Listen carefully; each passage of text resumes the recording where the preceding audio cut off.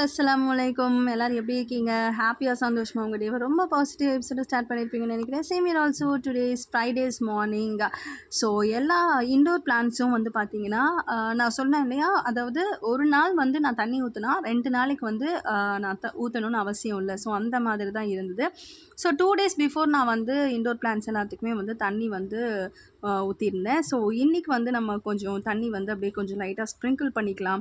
இதுக்கு நிறைய வந்து தண்ணி தேவைப்படாது. ஸோ இந்த மாதிரி நம்ம லைட்டாக எடுத்து ஊற்றினா போதும். ஆக்சுவலி இதுக்கு ஒரு ஸ்ப்ரே பாட்டில் வாங்கணும். ஸோ அது இருந்தனா இன்னும் ரொம்பவே ஈஸியாக இருக்கும். இந்த மாதிரி ஸ்பில் ஆகாமல் அண்ட் இது மாதிரி கொஞ்சம் கஷ்டமாக இருக்குது எனக்கு ஆக்சுவலாக இது ஊற்றுறது. ஸோ ஸ்ப்ரே பாட்டில் வாங்கினதுக்கப்புறம் எனக்கு கொஞ்சம் ஈஸியாக இருக்கும்னு நினைக்கிறேன். அண்ட் வந்து நம்ம இப்படி தனியாக எடுத்து வச்சு பண்ணணும்னு அவசியம் இல்லை இல்லையா? ஸோ நம்ம இருக்கிற இடத்துலையே போயிட்டு நம்ம ஜஸ்ட்டு வந்து ஸ்ப்ரே பண்ணிக்கலாம் வாட்டரை. அண்ட் இந்த பிளான்ட்ஸை வந்து பார்த்திங்கன்னா ஆக்சுவலாக இது வரப்போ நிறைய கொஞ்சம் நல்லா தான் இருந்துச்சு. அண்ட் வந்து அது பட்டு திரும்ப வந்து தெரியுது அவங்களுக்கு அது இன்டோர் பிளான்ட்ஸ்க்கெல்லாம் தண்ணியெல்லாம் ஊற்றியாச்சு. நெக்ஸ்ட்டு வந்து பார்த்திங்கன்னா நான் பால் அடுப்பில் வச்சுட்டேன். ஸோ அது வந்து கொஞ்சம் பாயில் ஆகிட்டு இருக்கட்டும். அண்ட் நம்ம மெயின் பிளான்ட்ஸ் வந்து பார்ப்போம். ஸோ அதுக்கும் வந்து காலையில் தண்ணி ஊற்றிடுவேன் இல்லையா? யூஸ்வலி வந்து தண்ணி ஊற்றி பழகிட்டேன் இப்போது. அண்ட் இங்கே வந்து பார்த்திங்கன்னா நான் இப்போ இந்த முட்டை ஓடு இதெல்லாமே வந்து நான் என்னோடய பிளான்ட்ஸ்க்கு வந்து போட ஆரம்பிச்சிட்டேன். ஸோ ஃபஸ்ட்டெல்லாம் இந்த முட்டை ஓடு, இந்த வெங்காயத்தோல் இதெல்லாம் வந்து குப்பையில் தான் போடுவேன். பட் இப்போ வந்து பார்த்திங்கன்னா நம்ம பிளான்ட்ஸ்க்கு வந்து நம்ம அதை யூஸ்ஃபுல்லாக பண்ணிக்கலாம் அப்படின்னு சொல்லிட்டு நான் போட ஆரம்பிச்சிட்டேன். அண்ட் வந்து இன்றைக்கி வந்து என்ன அப்படின்னா ஃப்ரைடேன்றதுனால ஸ்பெஷல் ஃபுட் தான் நம்ம செய்வோம். ஸோ ஆஸ் யூஷுவல் வந்து பார்த்திங்கன்னா சிக்கன் வாங்க விட்டுட்டேன். ஸோ நம்ம வந்து ஃப்ரைடே இல்லை வந்து சண்டே இந்த 2 நாள் மட்டும்தான் நம்ம வீட்டில் வந்து நான்வெஜ் இருக்கும். அதர்வைஸ் எல்லா நாளுமே வந்து வெஜிடேரியன் தான். ஸோ இன்றைக்கி வந்து ஆஸ் யூஷுவல் ஃப்ரைடேனாலே கீ ரைஸ் தான். அண்ட் சண்டேனா சம்டைம்ஸ் வந்து பிரியாணி செய்வேன். ரேர்லி வந்து பார்த்திங்கன்னா குழம்பு அந்த மாதிரி வைப்பேன் சண்டேஸில். பட் யூஷுவலாகவே வந்து பார்த்திங்கன்னா சண்டேனா பிரியாணி, ஃப்ரைடே அப்படின்னா கீ ரைஸ். இது வந்து எங்கள் வீட்டில் யூஷுவலாக வந்து நம்ம செய்கிற ஒரு ஐட்டம் தான். அண்ட் வந்து காலையில் வந்து பிரேக்ஃபாஸ்ட்டுக்கு வந்து ஸோ லைட்டாக வந்து பார்த்துக்கலான்ட்டு சேமியா வந்து செஞ்சிடலாம். பாப்பாவுக்கு வந்து பார்த்திங்கன்னா சேமியானா ரொம்ப பிடிக்கும். ஸோ சேமியா வந்து அவள் விருப்பமாக சாப்பிடுவாள். ஆனால் இதில் ஒரு பெரிய தலைவலி என்னென்னா பாப்பாவுக்கு சேமியா பிடிக்கும், பையனுக்கு சேமியா பிடிக்காது. இதை நான் நிறைய டைம் சொல்லியிருப்பேன்னு நினைக்கிறேன்.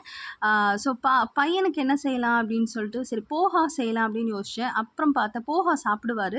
பட் தென் அதுக்கப்புறம் தான் யோசித்தேன், சரி ஓகே சேமியா செஞ்சுட்டு போகாமல் செய்வேனா, சிம்பிளாக வந்து அவனுக்கு ஒரு பிரெட் ஆம்லேட் போட்டு கொடுத்துடலாம்.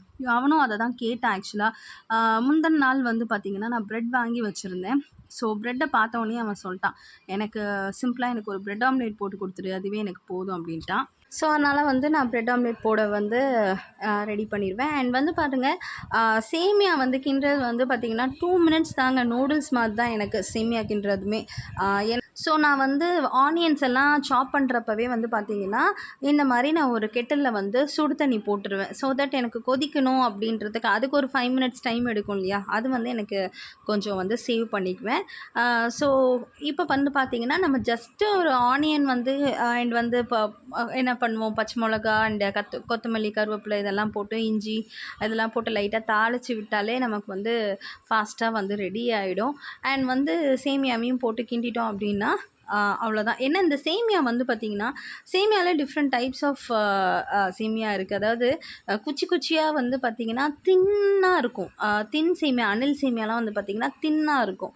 இந்த சேமியா வரும்னா கொஞ்சம் அந்த திக்காக இருக்கும். அந்த இது வந்து பார்த்திங்கன்னா குட்டி குட்டியாக இருக்கும், லென்த்தியாக இருக்காது, குட்டியாக இருக்கும். பட் வந்து திக்காக இருக்கும். ஸோ இப்போ திக்காக இருக்கிறது வந்து கொஞ்சம் டைம் எடுக்கும் வேகிறதுக்கு. அதனால் நம்ம என்ன பண்ணோம் அப்படின்னா தண்ணி வந்து அளவு கொஞ்சம் அதிகமாக வச்சுட்டு, ஸோ இப்போ இந்த அளவு இப்போ பாருங்கள், இந்த அளவில் வந்து நம்ம பண்ணோம் அப்படின்னாக்கா கொஞ்சம் பாயில் ஆகிறதுக்கு நல்லாயிருக்கும். பட் இன் கேஸ் ஆஃப் அணில் சேமியாலாம் நான் வாங்குறேன் அப்படின்னா அது வந்து எனக்கு சீக்கிரமாகவே வந்து 1 மினிட் to 2 மினிட்ஸ் தான், அவ்வளோதான். அந்த 2 மினிட்ஸ்லேயே வந்து பார்த்திங்கன்னா பாயில் ஆகிடும். ஸோ நான் தண்ணி அளவு கம்மியாகவே வைப்பேன். அண்ட் வந்து ரீஃபில் பண்ணணும்.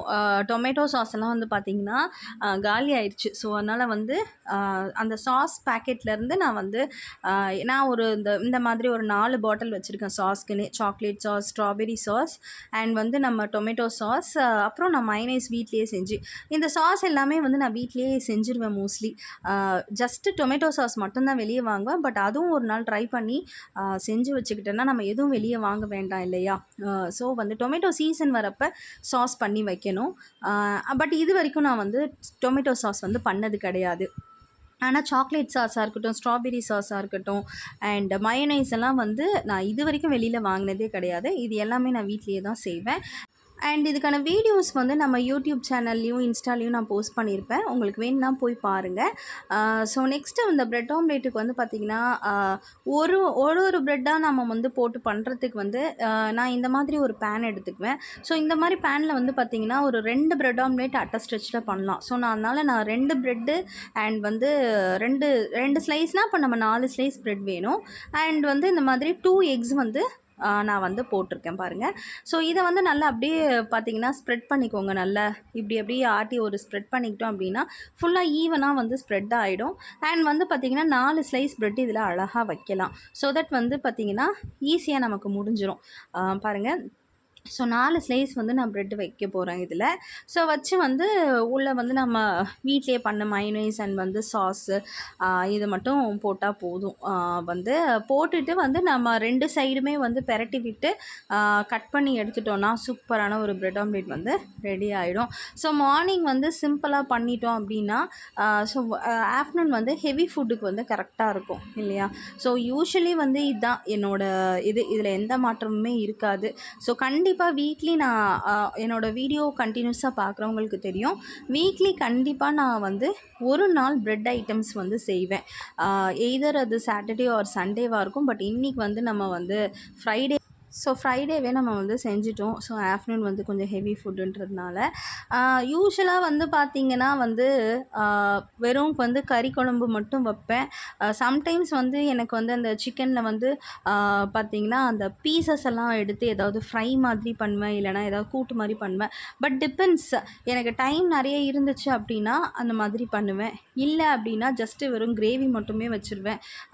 அதையே வச்சு நாங்கள் ரைஸ்க்கு வச்சு சாப்பிட்டுக்குவோம். கீ ரைஸ்க்கு நல்லாயிருக்கும். அண்டு பாப்பாவுக்கு வந்து கீ ரைஸ்னால் ரொம்ப பிடிக்கும். ஸோ கீ ரைஸ்ன்னு பண்ணேன்னா ஈவினிங்குமே அவள் வந்து கீ ரைஸ் சாப்பிடுவாள். அது அவளுடைய பழக்கம். கீ ரைஸாக இருக்கட்டும், இல்லை பிரியாணி செய்கிறதா. ஏன்னா ஆஃப்டர்நூன் வந்து கொஞ்சமாக சாப்பிட்டுட்டு ஈவினிங் டைமில் சாப்பிடுவேன் அண்ட் நைட்டு சாப்பிட மாட்டாள். ஸோ நான் அதே வச்சு நான் மேனேஜ் பண்ணிக்குவேன் ஒரு நாளில். ஸோ இந்த மாதிரி பாருங்கள், அழகாக வந்து மேலேயும் வந்து சாஸ் எல்லாம் வந்து போட்டு அப்படியே வந்து பார்க்க வந்து அப்பிடைசிங் அண்டு ரொம்ப டெம்டிங்காக இருக்கும். இந்த மாதிரிலாம் நம்ம செஞ்சு கொடுக்குறப்ப குழந்தைங்களுக்கு.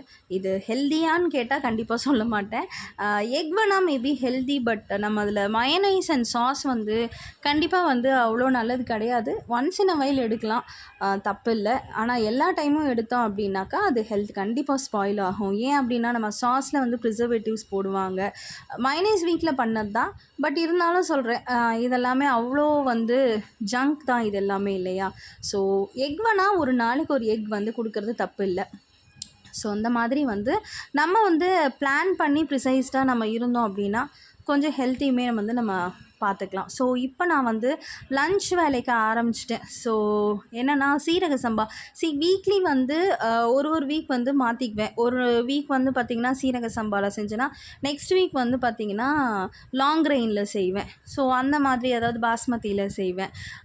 இன்றைக்கி வந்து சீரக சம்பா. பட் என் ஹஸ்பண்ட்க்கு வந்து யூஸ்வலாக வந்து பாஸ்மதியை விட அவங்க ஊர் இந்த சீரக சம்பா தான் அவங்க ஊரில் வந்து ஃபேமஸ். அதாவது அந்த திண்டுக்கல் அந்த சைட்லாம் பார்த்திங்கன்னா சீரக சம்பா தான், மதுரை சைட்லலாம்.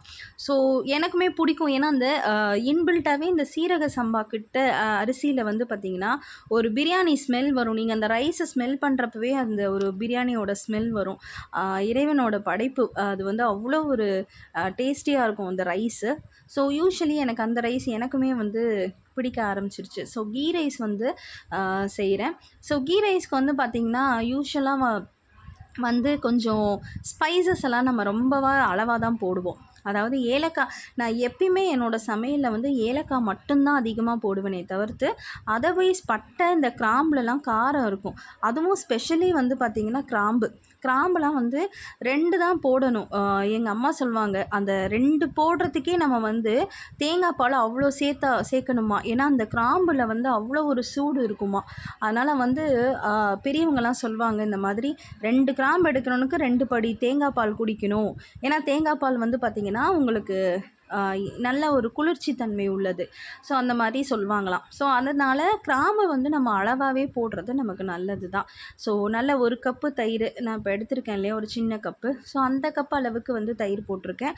இதோட ரெசிபி வேணும் அப்படின்னா யூடியூப் சேனலில் வந்து இருக்குது, நம்மளோட நெய்ச்சோறு ரெசிபி. ஸோ போய் பாருங்கள். அண்ட் நான் ரீல்ஸ்லேயும் போடுவேன் இன்ஸ்டாவில். ஸோ கண்டிப்பாக போய் வந்து பாருங்கள். அண்ட் வந்து ரொம்ப சிம்பிளான ஒரு ரெசிபி தான். பட் இது நான் வந்து கோகோனட் ஆயிலில் தான் வந்து செய்வேன். ஸோ கோகோனட் ஆயிலில் வந்து செய்கிறப்ப தனி கோகோனட் ஆயில், இதில் எந்த ஒரு மற்ற எந்த ஆயிலுமே நான் சேர்க்க மாட்டேன். ஒன்லி கோகோனட் ஆயில் மட்டும்தான் போட்டு தாளிப்பேன்.